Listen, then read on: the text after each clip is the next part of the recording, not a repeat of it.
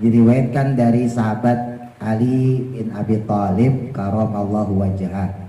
Dia pun bertanya pada Nabi tentang mazi itu. Faqala, maka menjawab kanjeng Nabi Muhammad sallallahu alaihi wasallam, yaghsilu, cucilah atau basuhlah dengan bersih ya zakarahu, kemaluan atau alat kelaminnya, wa yatawaddau, lalu berwudulah. Madi itu adalah cairan yang keluar ya dengan adanya birahi tapi tidak tinggi. Nah, ini yang membedakan dengan mani. Kalau mani adalah cairan yang keluar karena adanya daya dorong birahi yang tinggi. Ya untuk hubungan badan lah gampangnya gitu ya. Nah, terus yang ketiga namanya wadi. Wadi ini adalah cairan yang keluar dari laki-laki dengan adanya sebab penyakit atau kelainan pada anggota badan dia.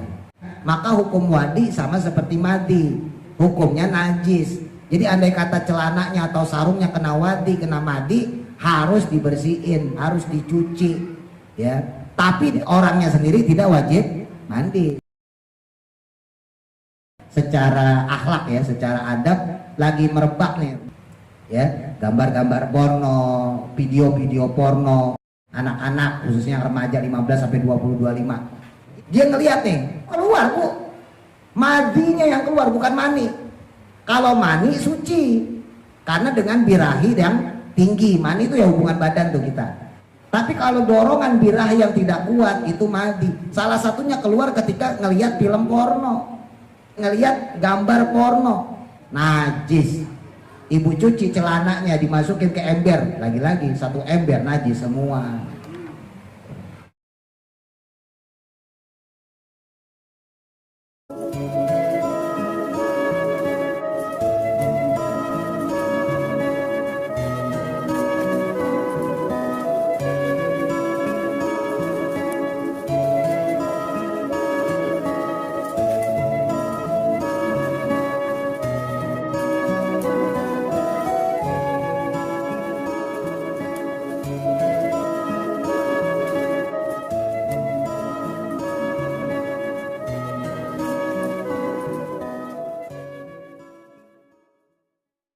Bismillahirrahmanirrahim.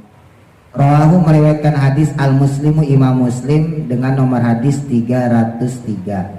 An Ali bin Abi Thalib, diriwayatkan dari sahabat Ali bin Abi Thalib karamallahu wajhah. Ya. Qala, berkata beliau, kuntu, adapun dahulu aku, kata Sayyidina Ali, itu rajulan, seorang laki-laki, maddaan yang sering keluar madi. Wa kuntu, namun dahulu aku, kata Sayyidina Ali, itu astahyi, malu, aku sungkan, an as'ala, untuk menanyakan hukumnya an nabiya, kepada Nabi Muhammad SAW. Ya, limakan ibnatihi, karena kedudukan putri beliau, maksudnya Sayyidah Fatimah ya. Sayyidah Fatimah kan putrinya Nabi yang dinikahi sama Sayyidina Ali ya. Makanya Sayyidina Ali bilang, saya mau nanya tentang mazi hukumnya seperti apa, tapi saya malu karena istrinya ya, maksudnya putrinya Nabi yaitu Sayyidah Fatimah. Fa amartu, maka menyuruhlah aku Al-Miqdad bin Al-Aswad, kepada sahabat Miqdad bin Aswad. Ini nama salah satu sahabat. Maka Sayyidina Ali kemudian nyuruh sahabat Miqdad, coba dong tanyain tentang masalah madi, bukan mani ya, madi. Fasa'alahu, maka dia pun bertanya kepada beliau ya. Maka sahabat Miqdad bertanya kepada Nabi tentang mazi itu, kalau madi gimana? Faqala, maka menjawab kanjeng Nabi Muhammad sallallahu alaihi wasallam, yaghsilu, cucilah atau basuhlah dengan bersih ya zakarahu, kemaluan atau alat kelaminnya atau zakarnya. Ini kalau laki-laki ya, kalau perempuan ya berarti farjinya. Wa yatawaddau, lalu berwudulah. Jadi dari hadis ini kemudian diambil kesimpulan bahwa kalau madi itu najis tapi tidak mewajibkan mandi ya. Jadi ada mani, ada madi, ada wadi, nanti ada keterangannya di depan ya. Ini sampein prolognya dulu. Jadi kalau mani itu memang dia tidak najis tapi mewajibkan mandi ya. mani ya, sperma itu tidak najis. Ini untuk mazhab kita Syafi'i ya. Sebab kalau di mazhab Hanafi najis. Jumhur ulama, mazhab Maliki, mazhab Syafi'i, mazhab Hambali itu menyebutkan dan menghukumi bahwa air mani atau sperma tidak najis ya. Walaupun tidak najis, dia mewajibkan mandi. Tapi kalau mandi, nah ini yang ditanyain Sayyidina Ali, mandi nih ya, mandi itu sama seperti mani, tapi dia keluar karena birahi yang tidak tinggi ya. Nanti ada penjelasannya, saya sampaikan dulu.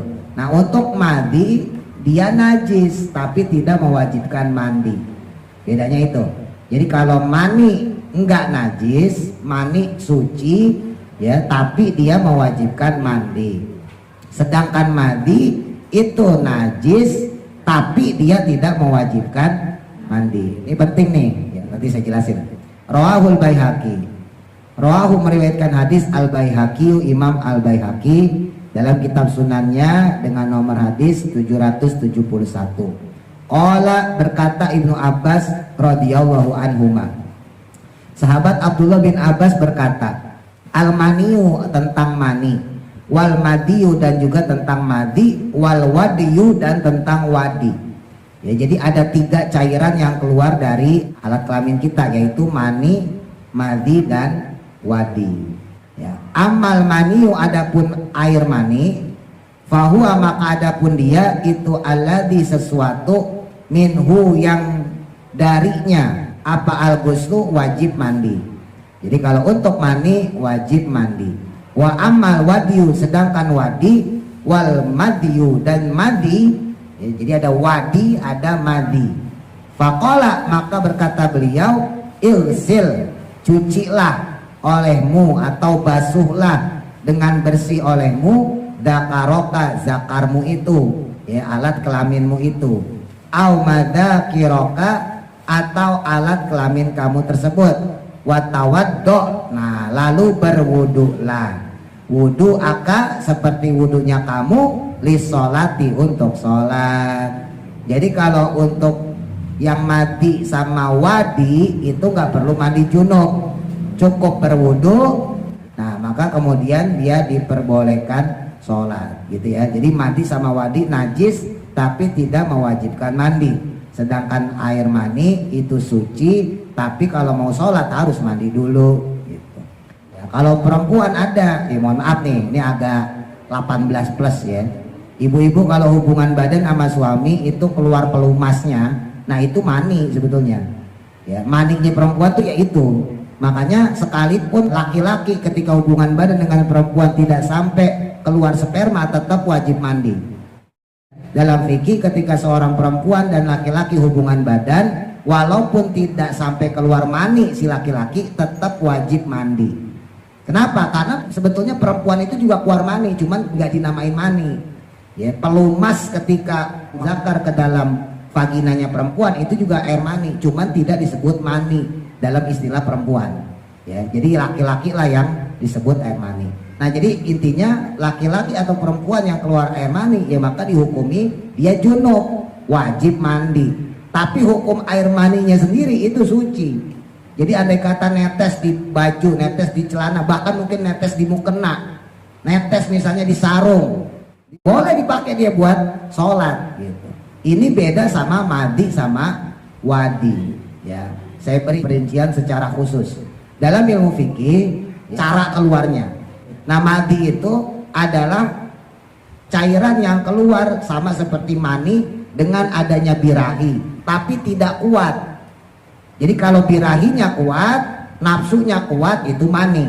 Tapi kalau birahinya tidak kuat, birahinya lemah, maka itu disebut madi. Ya mohon maaf ya, misalnya ada laki-laki yang nafsunya tinggi, baru ngelihat perempuan cakep dikit langsung teng, ya kan? Nah ibu-ibu juga mungkin begitu sama. Ya, kalau ibu-ibu yang nafsunya tinggi ngelihat laki-laki ganteng langsung teng, gitu ya. Jadi secara birahi mau laki-laki sama perempuan sama sebetulnya. Ya nggak ada perbedaan. Seperti Sayyidina Ali ya, tadi diceritain. Saya ini sebetulnya suka ngeluarin madi. Cuman saya mau nanya Nabi malu gitu karena istrinya kan putrinya beliau, ya kan? Sayyidah Fatimah itu putrinya Nabi. Masa mau nanyain Mahdi kan malu ya. Karena Mahdi itu keluar dari orang yang punya birahi tinggi, ya. Dan Sayyidina Ali itu termasuk orang yang birahinya tinggi, makanya beliau malu kalau ngomong kepada Rasulullah. Makanya disuruhlah sahabat Miqdad bin Aswad untuk bertanya kepada Rasulullah. Nah, jadi Mahdi itu adalah cairan yang keluar ya dengan adanya birahi tapi tidak tinggi. Ya, rumusnya itu ya. Nah, ini yang membedakan dengan mani. Kalau mani adalah cairan yang keluar karena adanya daya dorong birahi yang tinggi, ya untuk hubungan badan lah gampangnya gitu ya. Nah, terus yang ketiga namanya wadi. Wadi ini adalah cairan yang keluar dari laki-laki dengan adanya sebab seperti misalnya penyakit atau kelainan pada anggota badan dia. Penyakit misalnya ya, mungkin dia pernah tabrakan ya sehingga tulang rusuknya mungkin bermasalah, sehingga sedikit-dikit keluar wadi. Ada orang kayak gitu, keluar wadi, bentuknya kayak mani, kayak sperma aja, agak bening lah gitu ya, keruh gitu, kuning kekeruh-keruhan. Nah, ketika orang itu punya penyakit seperti itu ya, lalu keluar wadinya, maka hukum wadi sama seperti madi, hukumnya najis. Jadi andai kata celananya atau sarungnya kena wadi, kena madi, harus dibersihin, harus dicuci ya. Tapi dia sendiri tidak wajib mandi ya, orangnya sendiri tidak wajib mandi. Kalau mandi tadi normal ya, karena adanya birahi. Nah, kalau wadi itu dia nggak normal. Tadi misalnya karena penyakit atau misalnya karena kecapean. Ya, ntar ibu bisa tanya sama suami deh.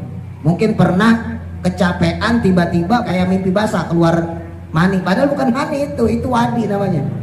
Ya, jadi ada kalanya laki juga gitu, kecapean celananya basah, disangkanya mani, padahal bukan mani. Nah, itu wadi. Ya, itu wadi bukan mani. Jadi karena capek ya, karena mungkin habis ngangkat berat misalnya, atau mungkin karena stres. Nah, itu wadi. Ini penting nih, khususnya bagi ibu yang punya anak udah remaja, harus tahu. Apalagi kalau yang bajunya masih dicuciin. Karena hati-hati, itu baju ntar ibu campurin, itu najis semua loh. Konsekuensinya ke situ soalnya. Makanya yang kayak begini, mohon maaf ya, jangan dianggap tabu, ini ilmu. Ini orang kadang-kadang suka membatasi fikih. Wah, kok ngajinya jorok, saru, ya kan? Lah orang lagi nyerangin kayak gini masa kagak jorok gimana ceritanya? Jadi ibu jangan salah paham ya, karena memang fikih itu emang harus diterangin begitu. Kalau dibahasain samar, ibu ntar malah bingung, iya kan? Nah, ini sekalian makanya ketika ibu punya anak misalnya nih, umur 15, 16, 17 tahun, ini harus dikasih tahu, nah ada mani, ada madi, ada wadi loh, hati-hati loh. Takutnya gitu ya, yang keluar itu bukan mani. Mungkin dia habis olahraga sekolah capek ya kan, pulang sekolah istirahat bentar, ternyata ada bercaknya tuh di dalam celana dalamnya misalnya. Ibu gabungin aja itu di pakaian kotor ya, terus dicuci. Itu kan najis bu, ingat ini najis nih, dimasukin ke ember, ini najis misalnya ya, najis dimasukin ke ember, satu ember jadi najis bu, ingat tuh. Kecuali airnya 2 kulah ya, tapi kan kalau air cucian nggak mungkin 2 kulah ya kan, air cucian paling berarti seember paling kan, sebak paling. Jadi andai kata ini masuk ke dalam air yang suci atau bergabung dengan baju ibu nih, ibu punya baju, punya kerudung, punya mukena suci, kok digabungin sama anak yang celana dalamnya ada madinya atau wadinya, maka otomatis satu pakaian itu najis. Terus biasanya nih umumnya perempuan ya, langsung dimasukin sabun, ya enggak? Iya kan, umumnya kan gitu, langsung dimasukin sabun, ya kagak suci. Itu air istakmal. Ya, ingat, di antara air yang suci tapi tidak mensucikan, airnya suci tapi tidak mensucikan, yaitu air yang berubah rasanya, warnanya, baunya. Termasuk ketika ibu masukin pewangi, ketika ibu masukin soklin, rinso, daya, pemutih. Jadi ibu masukin sabun, otomatis airnya menjadi suci tapi tidak mensucikan. Lah berhubung di situ ada najis, airnya jadi mutanajis, air yang terkena najis. Ya mungkin kalau kayak tadi wadi, madi, mungkin ibu pikirannya agak sulit ya. Langsung aja deh, mohon maaf ya. Misalnya di situ ada kotoran kucing, kucing, langsung aja biar ibu gampang nalarnya. Ada kucing, ya, nempel di sarung misalnya gitu, nempel di sarung suami misalnya gitu, atau di sarung anak, terus ditaruh di ember, bak. Ibu naruh mau kena di situ, ibu naruh baju, naruh kaos, semuanya ditumpuk di situ, lalu disiram pakai air.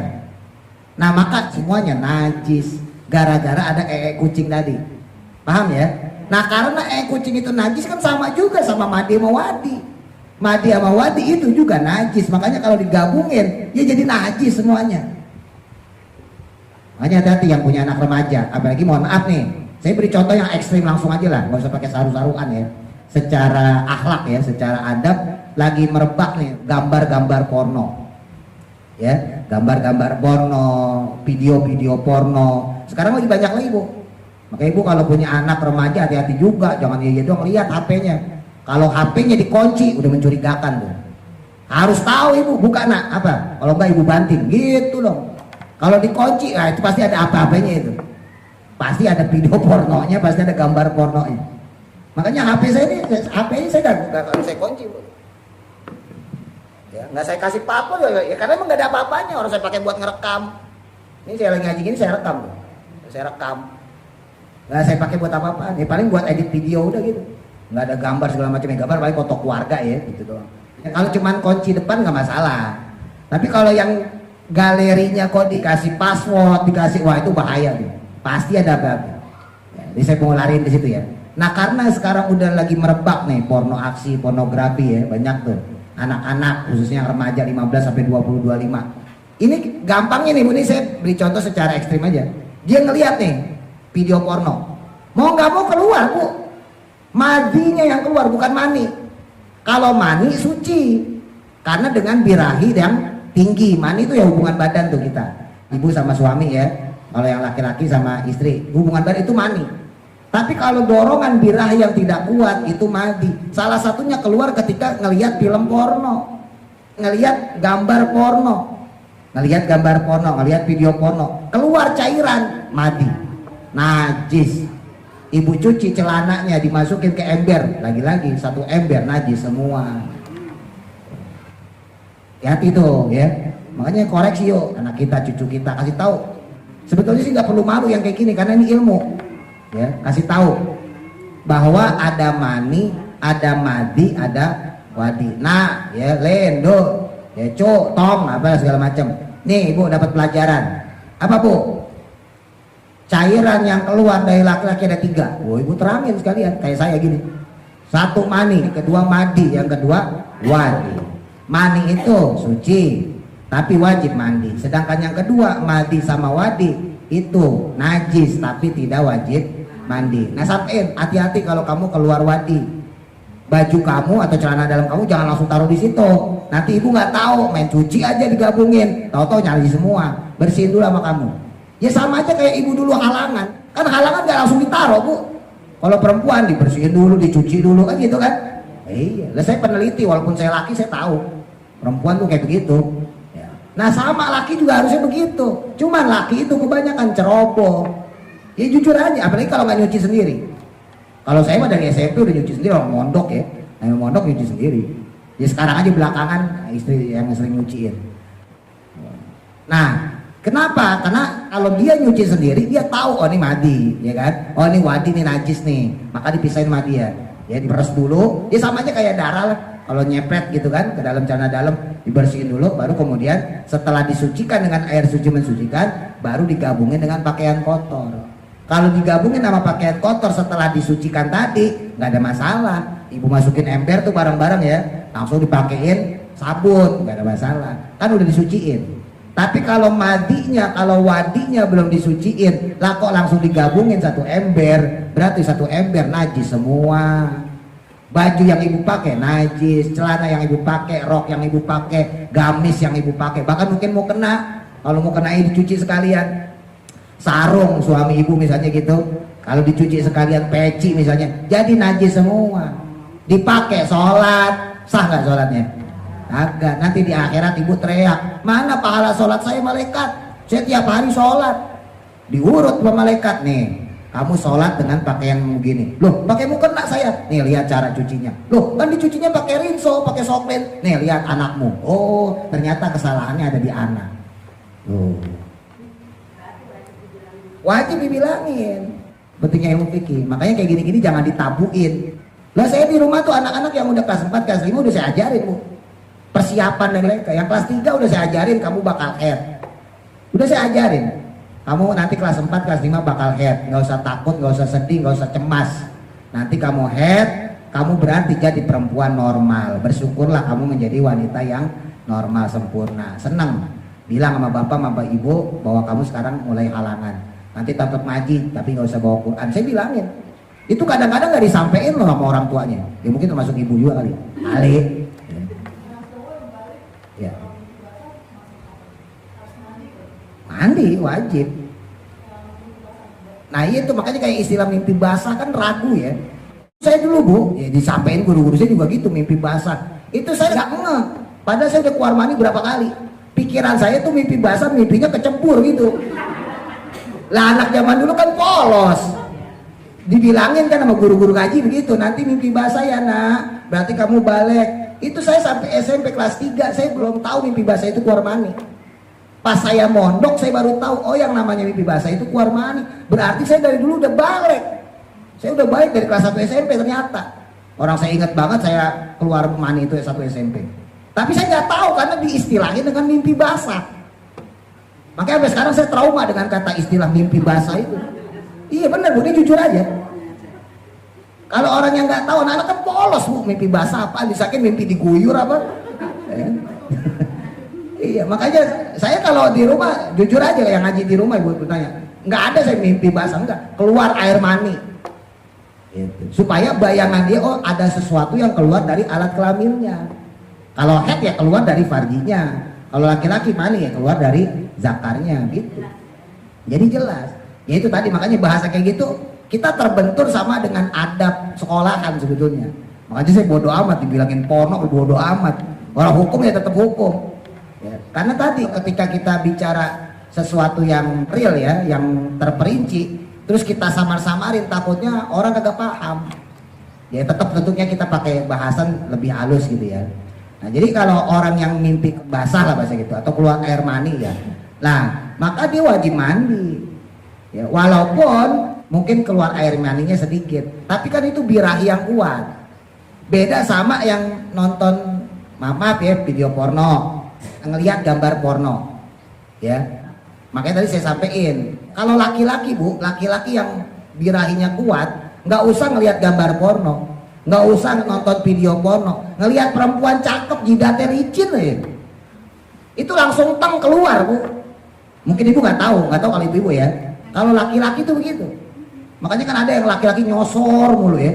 Mau kemana aja ditiru. Nah itu laki-laki yang birahinya kuat itu. Makanya laki-laki berani ngeluarin duit 500.000 1 juta buat bayar PSK. Ya kan? Buat bayar WTS, buat bayar pelacur. Kalau ibu-ibu mungkin masih mikir, itu bedanya laki-laki sama perempuan. Kalau perempuan kan perasaannya lebih tinggi. Kalau laki-laki nafsunya yang tinggi. Ibu nih ada laki-laki ganteng nih, ibu punya duit 1 juta. Ibu masih mikir, maaf-maafnya buat berzina sama dia. Masa 1 juta saya pakai buat berzina, kan gitu. Iya, mendingan buat jajan, sayang juga duitnya. Tapi kalau laki-laki enggak Bu, punya duit 1 juta. Pulang ke rumah istrinya nggak mau ngelayanin misalnya gitu. Dia cari perempuan, punya duit 1 juta ini. Kalau laki-laki begitu. Iya, karena nafsunya yang didepanin. Kalau perempuan yang didepanin perasaan. Gitu. Nah, balik lagi ya. Kecuali mohon maaf ya, kalau perempuan ada istilah misalnya masturbasi. Ya kalau laki-laki onani.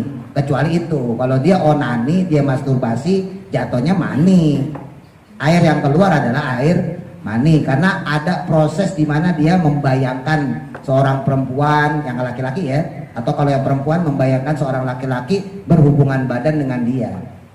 Kalau masturbasi, kalau onani, maka hukumnya air mani. Tapi kalau cuma ngelihat doang, ngelihat foto, ya ngelihat gambar porno, ngelihat video porno, nggak sampai masturbasi, nggak sampai onani, keluar trip dikit doang, mandi, najis. Ya, atau tadi misalnya anak ibu habis olahraga misalnya, atau habis renang, habis ngapain, tiba-tiba keluar. Nah kalau wadi ini, tadi berkaitan dengan wadi ya, di antara wadi juga itu adalah keputihan kalau buat perempuan. Nah,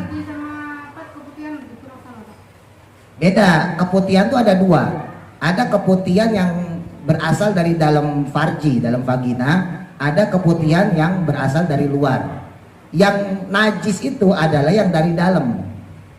Ya, keputihan yang keluar dari dalam vagina, dari dalam farji itu hukumnya najis. Tapi kalau keputihan yang berasal dari luar karena kotoran, mungkin karena ibu kurang bersih pas cebok, maka dihukumi tidak najis. Nah, keputihan ini juga sama kayak wadi, dia najis tapi tidak mewajibkan mandi. Itu ya. Nah, jadi yang punya anak, yang punya cucu, laki-laki perempuan sampein, karena penting. Ini hal sepele yang mungkin gak diajarin kalau bukan di pengajian. Lah guru sekolah kalau mau ngajarin kayak gitu bisa diomelin kepala sekolah, ngajarin jorok disangkain ya. Padahal itu penting dalam keseharian kita ya, termasuk tadi masalah ya, istihadah segala macam yang dulu udah kita pelajarin ya. Nah, disampaikan kepada anak kita, cucu kita. Melakukan ibadah di antara syarat sahnya adalah suci badan, suci pakaian, suci tempat, kan gitu. Kalau ibu badannya suci, pakaiannya suci, tempatnya suci, ya kita takbir tuh sholat ya, Allahu Akbar, sah. Kita secara fikih, secara syariat cuman bisa menghukumi sah atau tidak sah. Jadi ibu jangan tanya sholat saya diterima apa enggak ya, nggak usah nanya itu. Ya, itu urusan Gusti Allah. Ya, kita urusannya adalah secara fikih, sah atau tidak sah. Jadi kalau untuk diterima, tidak diterima, kita nggak bisa nilai. Tapi kalau sah tidak sah kita bisa nilai. Ya, manusia kita bisa nilai. Oh, ini sah sholatnya. Oh, ini tidak sah sholatnya. Jadi kalau untuk sah tidak sah manusia bisa nilai karena ada ukuran secara fikih, ada standar secara fikih. Tapi kalau urusan diterima atau tidak diterima itu urusannya Gusti Allah. Kita nggak punya standar. Bisa jadi orang yang sholatnya cuman ya cepuk gitu ya, mungkin dia lebih diterima karena ikhlas. Sementara kita yang mungkin sholatnya eto-eto, serius, khusyuk, ya ternyata supaya dianggap pinter gitu kan, supaya dianggap alim, mungkin ya kita malah kagak diterima. Jadi nggak tahu kalau masalah terima atau tidak diterima. Tapi kalau masalah sah tidak sah itu bisa diukur dari fikih. Ada standar ukuran secara syariat.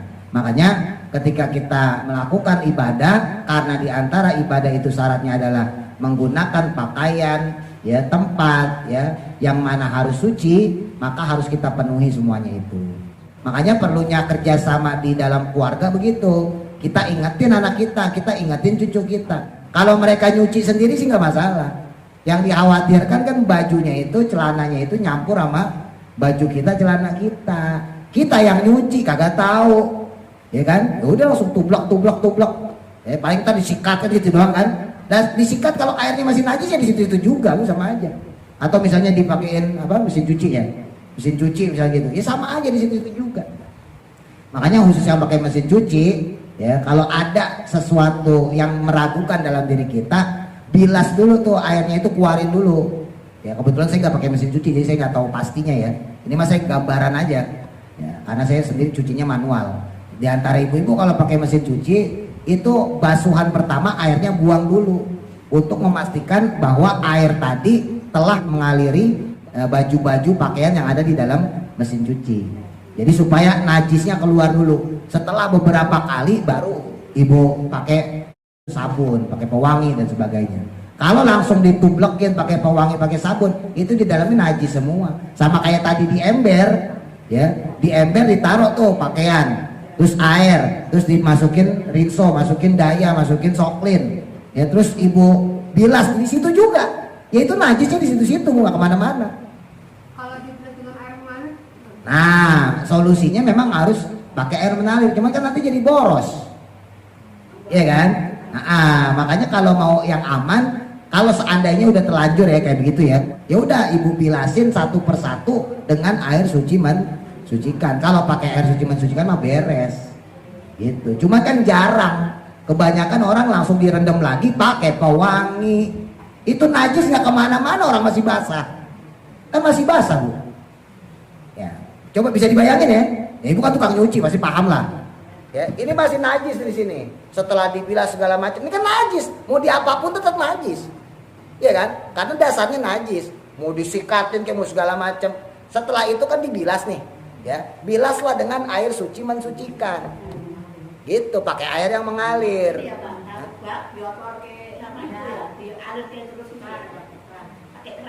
Bisa, kayak gitu bisa. Ya pokoknya airnya usahain sampai mengalir. Jangan sampai airnya itu mendek di situ. Gitu. Lantas kalau mendek di situ terus ibu pakein pewangi sama aja. Ya, paling praktis sih memang dari awalnya itu. Makanya kan ngejaganya dari situ. Itu disitulah butuh kerjasama keluarga, ya. Ya sampein ke anak, sampai ke cucu. Oh nanti juga buat bekal mereka juga, Bu. Kan ntar mereka juga bakal jadi, bakal jadi ibu, bakal jadi bapak. Lah kalau kitanya aja sembarangan dalam toharo, dalam bersuci, lantar anak kita sembarangan juga, cucu kita sembarangan juga, terus aja gitu sampai kiamat, ya. Akhirnya kita punya keturunan yang sembarangan dalam toharo. Apalagi mohon maaf kayak anak-anak kecil yang masih 6 tahun 7 tahun. Kemarin saya ceritakan kadang-kadang kencing di sini, yang listrik kencing. Nah itu kan najis, belum disucikan kan? Main masukin aja ke celana dalam. Berarti celana dalamnya apa? Najis. Pulang ke rumah, Bu makan, wah enak banget. Makan, ya kan? Udah mandi. Celana dalam ditaruh di pakaian kotor kan? Ibu cuci, sama. Seember najis semua tuh gitu. Jadi harus hati-hati. Ya. Kalau di kasur itu saya sering nyampein kalau bisa mendingan pakai perlak ya. Pakai perlak supaya nggak nyerap. Ya, sebab kasur itu kan busa. Resikonya kalau udah nyerap, ya mau nggak mau kita harus cuci itu busa. Iya. Ya mau nggak mau harus dicuci. Jadi Bu Haji cuci, dijemur, ya biasa kayak cuci pakaian. Makanya usahain kalau bisa pakai perlak ya namanya ya. Sarapan ompol itu loh. Ya kalau orang Betawi ngomongnya sarapan ompol. Nah, tatakan ya. Nah, tatakan ompol itu. Nah, pakai kain baru pakai sarapan lagi gitu. Ya. Allahu a'lam, mudah-mudahan manfaat. Al-Fatihah. A'udzu billahi minasy syaithanir rajim. Bismillah.